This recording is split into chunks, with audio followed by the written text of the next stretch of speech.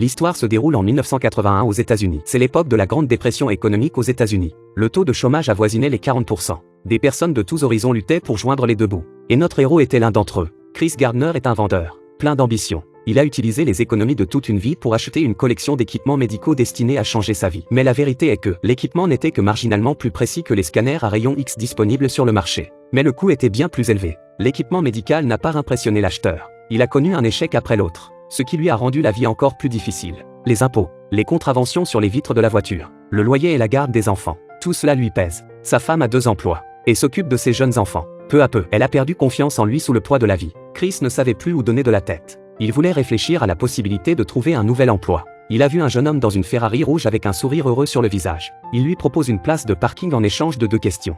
What do you do and how do you do it? Il a répondu qu'il était agent de change. Et il lui a dit que s'il était sensible aux chiffres et qu'il pouvait être agent de change sans diplôme.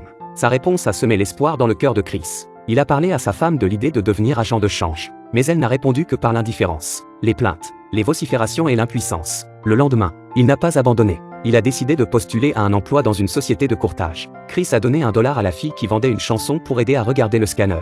Mais au milieu de l'entretien, la fille s'est enfuie avec le scanner et Chris a saisi le dossier de candidature. Chris a pris la demande et s'est précipité en bas pour rattraper la fille. Mais ce foutu métro éloignait les gens. C'est comme ça, sa femme a dû le laisser avec son fils. Son fils était la seule chose qui lui permettait de tenir le coup. Il s'est battu bec et ongle contre sa femme pour le récupérer. Au moment où Chris pensait que sa vie était sans espoir, il a reçu un appel d'une société d'investissement. Et les dieux ont semblé reconnaître sa pitié. Il voulait l'aider. Mais c'est à ce moment-là que la vie lui a porté un nouveau coup. Il est envoyé dans un centre de détention pour des arriérés d'impôts. Il demande grâce. Mais il doit passer la nuit en prison. Il n'a pas eu d'autre choix que de demander à sa femme de s'occuper des enfants pour une nuit de plus. Le lendemain, il a été libéré du centre de détention. Il s'est précipité dans une société de courtage en valeurs mobilières pour un entretien. Alors qu'il peignait un mur avant d'être placé en détention, il était habillé de manière informelle. Son corps et son visage étaient couverts de peinture. Il a pensé à 1 million de raisons pour expliquer ce qu'il portait aujourd'hui. Mais devant l'enquêteur, il lui a dit exactement ce qu'il avait vécu, et avec une déclaration puissante, et a exprimé sa détermination. Lorsque l'interviewé lui a demandé « Que diraient les gens si nous embauchions une personne couverte de peinture ?»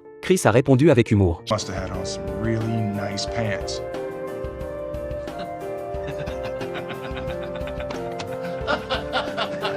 Sa réponse a été approuvée par l'examinateur. Il a décidé de lui donner une chance. Mais le stage n'est pas rémunéré. Le fait qu'une seule personne sur 20 puisse être employée l'a fait hésiter. Finalement, la volonté de changer de vie l'a poussé à poursuivre une carrière d'agent de change. Pour économiser de l'argent, il a déménagé avec son fils dans un motel moins cher. Et toutes les dépenses qu'il a dû faire entre-temps. Il a dû vendre des scanners pour joindre les deux bouts. Il n'osait pas poser le téléphone pour joindre les deux bouts. Il a saisi toutes les occasions qui se présentaient à lui. Après la formation, il a dû vendre des scanners. Il a couru après le métro et le bus. Finalement, grâce à ses efforts inlassables, il a trouvé son premier gros client. Ripon. Ripon était prêt à lui donner une chance. Mais seulement s'il pouvait se rendre au lieu de rendez-vous dans les 20 minutes. Mais Chris a raté l'occasion parce qu'il a dû garer la voiture pour son patron. Mais il n'a pas abandonné. À la fin de la semaine, il a emmené ses enfants à la porte pour s'excuser. Non seulement il a obtenu l'entreprise, mais il s'est fait plus d'amis sur le terrain de rugby. Et il a satisfait le désir de son enfant de regarder du rugby.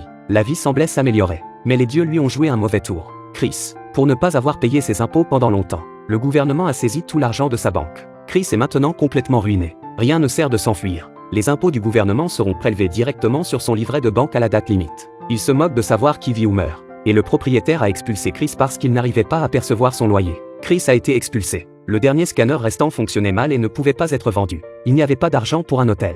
Ils ont dû dormir dans les toilettes publiques d'une station de métro. Lorsqu'ils ont endormi le bébé, Chris a pleuré pour la première fois. Il est attristé de devoir laisser son enfant avec lui. Il était attristé par les souffrances que la vie lui avait infligées. Il ne comprenait pas pourquoi il avait travaillé si dur. Mais le bonheur n'a jamais frappé à sa porte. Pour ne pas dormir dans la rue avec ses enfants, il doit faire la queue tous les jours avant 17h30. Pour entrer dans le centre d'accueil des sans-abri, entraînant ses enfants avec lui, il fait la course contre la montre. Lorsqu'ils n'ont pas pu obtenir de lit dans le centre d'hébergement, ils doivent dormir dans le métro, lire des livres dans le métro, vendre du sang pour des pièces de scanner et de la nourriture. Après avoir mis les enfants au lit, Chris répare le scanner à la lumière du couloir. Pas de sommeil la nuit. Le lendemain, il se remet au travail. Finalement, le scanner est réparé et vendu. Chris et son fils sont restés à l'hôtel. Mais il semble s'habituer à la vie dans le métro. Enfin, le stage de 6 mois s'achève. Dès que l'interviewé a annoncé que Chris était officiellement embauché, il est resté sans voix. Les larmes aux yeux. Il reste sans voix. Les larmes aux yeux. Cette fois, ce sont des larmes de joie, d'espoir et de bonheur. Chris descend la rue. Il traverse la foule et s'applaudit lui-même.